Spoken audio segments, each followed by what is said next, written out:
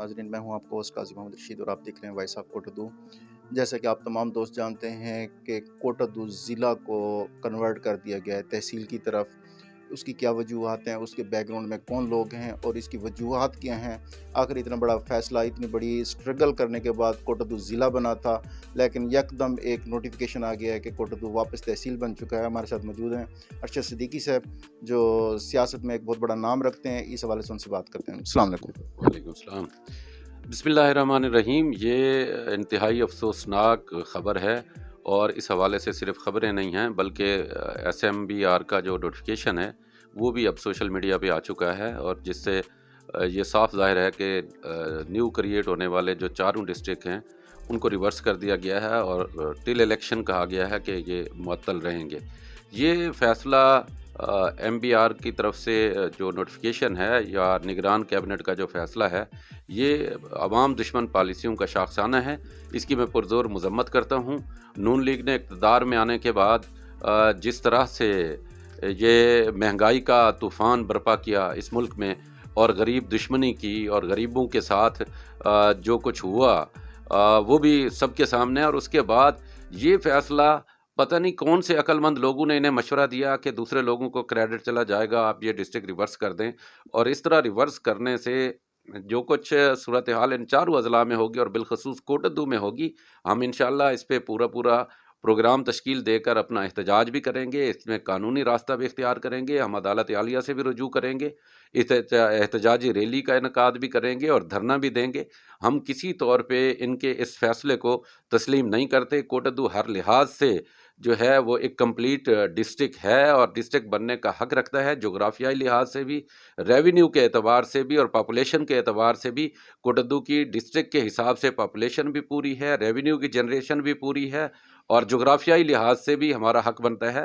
مظفر گڑھ سے 50 کلومیٹر دور اب وہ دور نہیں رہے کہ 50 کلومیٹر پہ دور ڈسٹرکٹ ہیڈ کوارٹر ہوں گے اور لوگ وہاں پہ دھکے کھانے کے لیے جائیں گے۔ لوگوں کو ان کے ڈور سٹیپ پہ تمام یہ سہولیات دینا اور تمام فیسلٹیز اور ان کو انصاف دینا، یہ لوگوں کا حق ہے۔ اس کے لیے ہم انشاءاللہ پوری جنگ لڑیں گے۔ صدیقی صاحب، یہ بتائیں کہ یہ جو فیصلہ کیا گیا، اب نون لیگ کو PDM کو ووٹ چاہیے تھے، ووٹ کی پاور چاہیے تھی، لیکن یہ فیصلہ کرنے سے آپ کیا سمجھتے ہیں ان کی پاور میں اضافہ ہوا ہے، کم ہوا ہے؟ ان فیوچر ووٹ ہونے ہیں، الیکشن میں کیا ان کی صورتحال رہ سکتی ہے؟ فیوچر میں اسی طرح سے انہیں نقصان ہوگا جس طرح سے انہوں نے پیٹرول کی، ڈیزل کی قیمتیں بڑھا کے، مہنگائی کے بوجھ تلے عوام کو دبا کے جس طرح اپنا ووٹ بینک خراب کیا، اور اب ان فیصلوں سے بھی اسی طرح لوگ جو ہے اس مسلم لیگ نون کی گورنمنٹ سے، کیونکہ لوگ دیکھ رہے ہیں مرکز میں گورنمنٹ مسلم لیگ نون کی ہے، اور نگران وزیر اعلیٰ مسلم لیگ نون کا نامزد بندہ تھا، اور اس وقت پورے صوبے میں یہ میسج بھی دیا جا رہا ہے کہ مسلم لیگ نون کے جو MPs MNAs ہیں یا ان کے جو ٹکٹ ہولڈر ہیں، ان کی سفارشات پہ افسران بھی تعینات کیے جا رہے ہیں۔ تو مطلب یہی لیا جائے گا کہ اس کی بیک پہ بھی مسلم لیگ نون کا ہے، اور مسلم لیگ نون اپنا کوئی شک نہیں اس بات میں کہ اپنا سیاسی نقصان کرنے جا رہی ہے۔ صدیقی صاحب، جیسے میں نے یہ پوسٹ شیئر کی، کافی دوستوں کے کمنٹس ہیں کہ ہم نے ID کارڈ جو بنوایا اس میں ضلع کوٹادو لکھا گیا ہے، اب یہ کنورٹ ہو گیا تحصیل کی طرف، اس پہ کیا اثر ہوگا؟ اور عوام اس حوالے سے تھوڑا سا پریشان ہے، کیونکہ آپ لائر بھی ہیں، اس حوالے سے گائیڈ کریں گے تھوڑا؟ سر دست تو جو نوٹیفیکیشن ہے وہ بھی یہ ہے کہ ٹل دا جنرل الیکشن یہ جو نوٹیفیکیشن تھا ڈسٹرکٹ کریشن کا وہ سسپینڈ کیا گیا ہے۔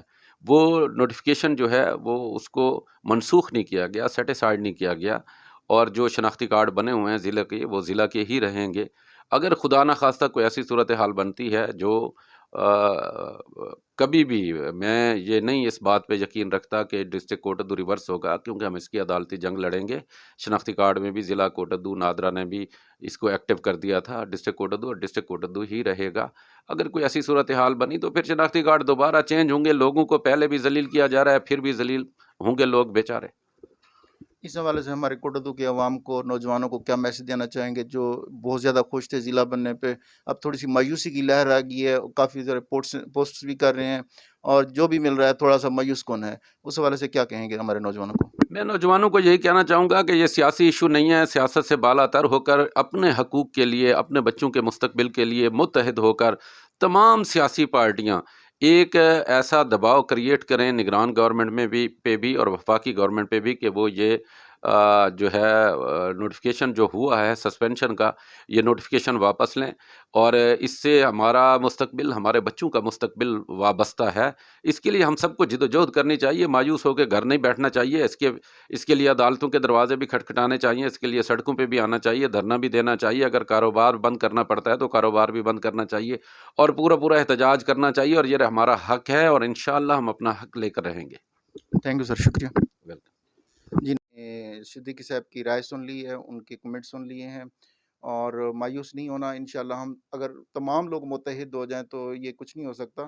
جب عوام جاگ جاتی ہے، عوام متحد ہو جاتی ہے، نوجوان ایک ہی ماٹو پہ اکٹھے ہو جاتے ہیں، تو وہ انشاءاللہ کامیابی ہی ملتی ہے۔ یہ انشاءاللہ یہ ضلع ہی رہے گا، اور پر امید رہیے۔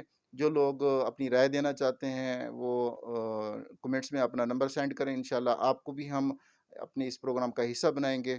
آپ بھی بن سکتے ہیں وائس آف کوٹدو۔ انشاءاللہ دیکھتے رہیے وائس آف کوٹدو۔